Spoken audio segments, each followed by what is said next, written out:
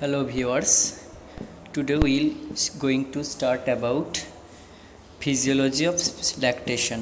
Physiology of lactation short notes হিসেবে অফিসের একটি গুরুত্বপূর্ণ টপিক। এই ফিজিওলজি অফ ল্যাকটেশন কিন্তু না বুঝতে পারলে কখনো কখনো অনেক প্রবলেম হতে পারে মাদার্সদেরও বোঝানোর ক্ষেত্রে, আর as a nursing personal physiology of lactation বোঝা খুবই দরকার। তাহলে প্রথমে চলো জেনে নিই introduction about lactation. Okay, lactation বলতে কি বোঝায়?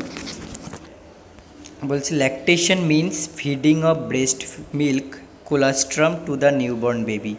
ল্যাকটেশন মানে হচ্ছে অ্যাট ফার্স্ট যে মিল্ক সিক্রেট হয় ইয়েলো কালারিশ, সেটা হচ্ছে কোলাস্ট্রাম। সেই কোলাস্ট্রাম মিল্ক ফিডিং করাকে ল্যাকটেশন বলা হয়ে থাকে। যদিও কি হয়, lactation starts following delivery, the preparation for effective lactation starts during pregnancy.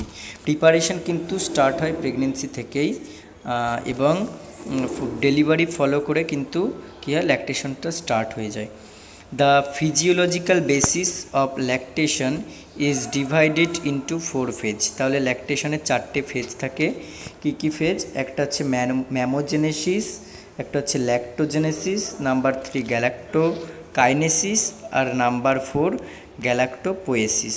ওকে, তাহলে এই 4টে ফেজ দেখা যায়।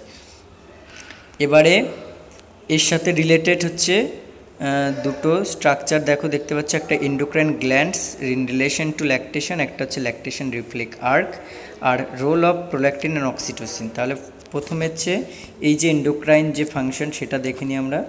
এন্ডোক্রাইন ফাংশনে প্রথমে কি বলছে দেখো, ম্যামোজেনেসিস যে স্টেজটা আছে, তাহলে ম্যামোজেনিসকে কী স্টিমুলেট করছে সেটা দেখে নিই। একটা হচ্ছে লোবিউলো অ্যালভিওলার সিস্টেম, একটা হচ্ছে ডাক্ট সিস্টেম। ওকে, এই লোবিউলো অ্যালভিওলার সিস্টেম আর ডাক্ট সিস্টেম কি করে ম্যামোজেনেসিস মানে প্রিপারেশন অফ ব্রেস্ট। তাহলে কার ইনফ্লুয়েন্সে প্রিপারেশন অফ ব্রেস্ট হয়? একটা হচ্ছে লোবিউলো অ্যালভিওলার সিস্টেমে progesterone, oestrogen, prolactin, adrenal steroid আর হচ্ছে গ্রোথ হরমোন। আর ডাক্টাল সিস্টেমে ইস্ট্রোজেন, অ্যাড্রেনাল স্টেরয়েড আর গ্রোথ হরমোন, মানে মোটামুটি কমন ফ্যাক্টর। পরের যে স্টেজ সেটা হচ্ছে এই ল্যাক্টোজেনেসিস, অর্থাৎ কী হবে, ব্রেস্ট মিল্ক সিক্রেশন এবং সিনথেসিস হবে।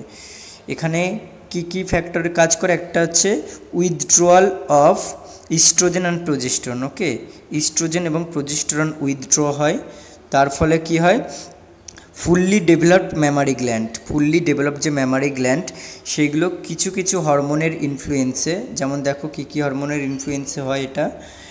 একটা হচ্ছে ইনসুলিন, একটা হচ্ছে গ্রোথ হরমোন, গ্লুকোকর্টিকয়েড, থাইরয়েড আর হচ্ছে প্রোল্যাকটিন। এদের ইনফ্লুয়েন্সে কি হয়, এই ফুললি ডেভেলপড ম্যামারি গ্ল্যান্ড কিন্তু ল্যাক্টোজেনেসিস অর্থাৎ synthesis and secretion of breast milk, যেটাকে হেল্প করে প্রোল্যাকটিন হরমোন। এরপরে ইজেকশন অফ মিল্ক অর্থাৎ গ্যালাক্টোকাইনেসিসে কি হয়, galactokinesis means ejection of breast milk. Okay, এখানে কি হয়, ejection of breast milk by oxytocin, এই যে ফেজটা। আর একটা যে ফেজ আছে সেটা হচ্ছে গ্যালাক্টোপোয়েসিস, এখানে কি মেনটেনেন্স অফ ল্যাকটেশন। এখানে দেখো তোমার একটা সাকলিং আর একটা হচ্ছে প্রোল্যাকটিন, ঠিক আছে, এই দুটোই কিন্তু কাজ করে এখানে। আর এবার যে আর্ক বা রিফ্লেক্সটা সেটা দেখে নাও। প্রথমে কি হয়, প্রথমে এই যে স্পাইনাল কর্ড এখান থেকে কিন্তু অ্যাফারেন্ট নার্ভের সাহায্যে এই হাইপোথ্যালামাসে কী হয়, নার্ভ ইম্পালস যায়। সেখান থেকে হাইপোথ্যালামাস দুই ধরনের হরমোন সিক্রেট করে, একটা হচ্ছে রিলিজিং হরমোন এবং একটা ইনহিবিটরি হরমোন। ওকে, এবার রিলিজিং হরমোন কখন রিলিজ করে, যখন হচ্ছে এগুলোর পরিমাণ দরকার, মানে পিটুইটারিকে স্টিমুলেট করে রিলিজিং হরমোনগুলি খরিত করতে। আর ইনহিবিটিং হরমোন যখন সেগুলো রিলিজ করার আর দরকার নেই, কাজের কোনো প্রয়োজন নেই, তখন সেটা ইনহিবিটরি হরমোন সিক্রেট করে। ওকে, এই যে পিটুইটারি। এবারে দেখো, তাহলে এখানে আমাদের মেন ফান্ডা বা মেন কাজ কি নিয়ে, এটা হচ্ছে অক্সিটোসিন আর প্রোল্যাকটিন নিয়ে, ঠিক আছে। তাহলে প্রোল্যাকটিন আর অক্সিটোসিন, প্রোল্যাকটিন সিক্রেট হয় অ্যান্টেরিয়র পিটুইটারি থেকে, আর অক্সিটোসিন সিক্রেট হয় পোস্টেরিয়র পিটুইটারি গ্ল্যান্ড থেকে। তাহলে হাইপোথ্যালামাস হচ্ছে রিলিজিং হরমোন সিক্রেট করবে, এরপরে পিটুইটারিকে স্টিমুলেট করবে যে তুমি প্রোল্যাকটিন হরমোন সিক্রেট করে, তখন কি করবে, ও প্রোল্যাকটিন হরমোন সিক্রেট করে অ্যালভিওলার যে সেলস আছে ব্রেস্টে সেখানে কিন্তু সেখানে গিয়ে কাজ করবে, এবং কাজ করার কি কাজ করবে না, মিল্ক হচ্ছে সিক্রেশন এবং প্রিপারেশন বা ফর্মেশন করবে।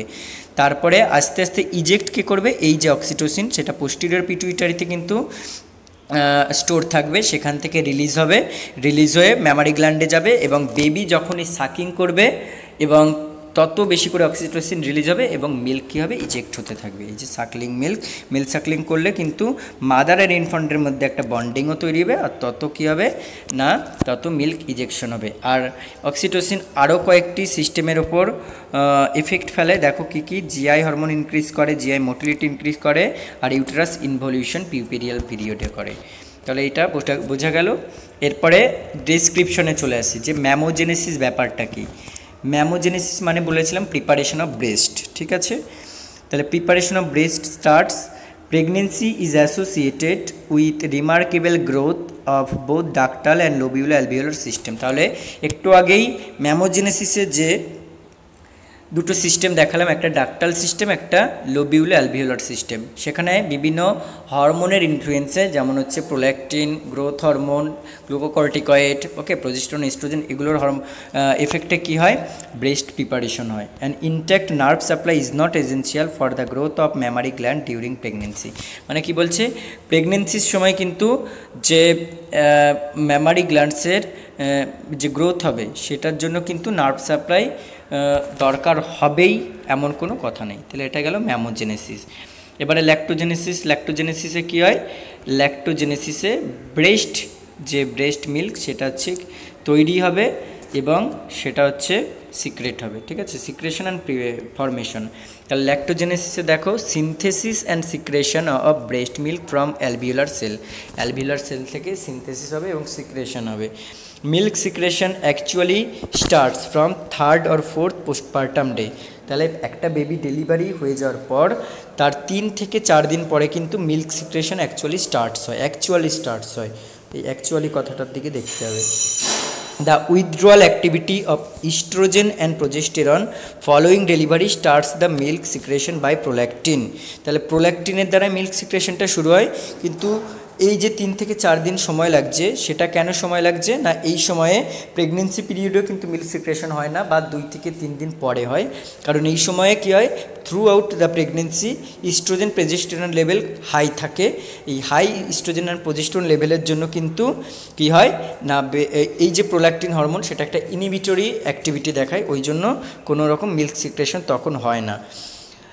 এরপরে দেখো প্রোল্যাকটিন, ইনসুলিন, জিএইচ মানে গ্রোথ হরমোন, গ্লুকোকর্টিকয়েড, এগুলো হচ্ছে important hormone in this stage. আর মিল্ক সিক্রেশন হওয়ার জন্য কি কোনো নার্সিং এফোর্ট এসেনশিয়াল নয়। তাহলে এইটা গেল আমাদের গ্যালাক্টোজেনেসিস। এবারে কি ল্যাক্টোজেনেসিস গেল, এবার গ্যালাক্টোকাইনেসিস। দেখো নামেতেই তোমরা পেয়ে যাবে কিন্তু গ্যালাক্টোজকে বিশ্লেষণ করা, এটার অ্যাকচুয়ালি মিনিং হচ্ছে ইজেকশন অফ মিল্ক ইজেক্ট হবে। Oxytocin is the major galactokinetic hormone. তাহলে মেজর গ্যালাক্টোকাইনেটিক হরমোন হিসেবে কাকে ধরা হয়, অক্সিটোসিন কি করে, এই যে সারাউন্ডে মানে অ্যালভিওলার যে এপিথেলিয়াম বা অ্যালভিওলার সেল থাকে তার সারাউন্ডে কিন্তু মায়োএপিথেলিয়াল সেল থাকে, তাহলে সেগুলোকে স্টিমুলেট করে কন্ট্রাক্ট করার জন্য, আর যার ফলে কিন্তু সেই ডাক্ট থেকে কি হয়, মিল্ক ইজেক্ট হয়ে আসে। Discharge of milk from mammary glands depends both suckling and contractile mechanism of oxytocin during pregnancy. Suckling condition reflexes set up. তাহলে কি বলছি এখানে, সাকলিংয়ের সময় কিন্তু একটা কন্ডিশন রিফ্লেক্স, যেটা একটু আগে রিফ্লেক্সটা দেখালাম, সেটা কিন্তু তৈরি হয়। এবারে গ্যালাক্টোপোয়েসিস বলতে কি বোঝায়, মেনটেনেন্স অফ ল্যাকটেশন, অর্থাৎ ল্যাকটেশনটা যে ব্রেস্ট তৈরি হলো, ব্রেস্ট মিল্ক তৈরি হলো, ব্রেস্ট সিক্রেট হলো, তারপরে সেটা হচ্ছে ইজেক্ট হয়ে তো এবার মেনটেন করতে হবে, মানে বেবিকে ঠিকঠাকভাবে মেনটেন করে খাওয়াতে হবে, তাহলে সেটা হচ্ছে গ্যালাক্টোপোয়েসিস। আর প্রোল্যাকটিন হচ্ছে সবচেয়ে most important galactopoietic hormone. For the maintenance of effective and continuous lactation frequency of suckling, তাহলে সাকলিং কতবার করাতে হবে একটা বেবিকে? একটা নর্মাল ডেলিভারি হয়ে গেলে উইথিন হাফ অ্যান আওয়ার, আর সিজারিয়ান ডেলিভারি হলে উইথিন 1 আওয়ারের মধ্যে কিন্তু ল্যাকটেশন স্টার্ট করতে হবে ব্রেস্ট ফিডিং। আর এই যে ফ্রিকোয়েন্সি অফ সাকলিং বা ফ্রিকোয়েন্সি অফ ব্রেস্ট ফিডিং কিন্তু এফেক্টিভ আর কন্টিনিউয়াস হওয়ার জন্য 24 আওয়ার্সে 8 টাইমসের বেশি কিন্তু স্টার্ট করতে হবে। Failure of suckling, failure of suckling কী কারণে হতে পারে, বা ফেলিওর অফ সাকলিং করলে কী হতে পারে? Decrease in milk secretion by alveolar epithelium. যদি বেবিকে ব্রেস্ট ফিডিং ভালো করে না করে তাহলে ব্রেস্ট জমতে থাকবে, ব্রেস্ট এনগগড হয়ে যেতে পারে, তারপর হচ্ছে অ্যালভিওলার এপিথেলিয়াম এর দ্বারা যে মিল্ক সিক্রেশন সেটা কিন্তু কম পর্যাপ্ত পরিমাণ হতে পারে। Ductal and alveolar distension is a cause of lactation failure, তাহলে ডাকটাল এবং অ্যালভিওলার ডিস্টেনশনও কিন্তু ল্যাকটেশনাল ফেলিওরের একটা কারণ হয়ে দাঁড়ায়। তাহলে আজকে আমরা এই যে ফিজিওলজি অফ ল্যাকটেশন এই পর্যন্ত আমরা জানলাম, এরপর দেখা হবে পরবর্তী ভিডিওতে।